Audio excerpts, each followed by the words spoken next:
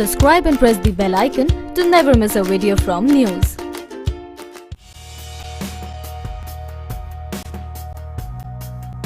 People in parts of Delhi and Gurugram woke up to heavy rains, lightning and thunder on 28 August.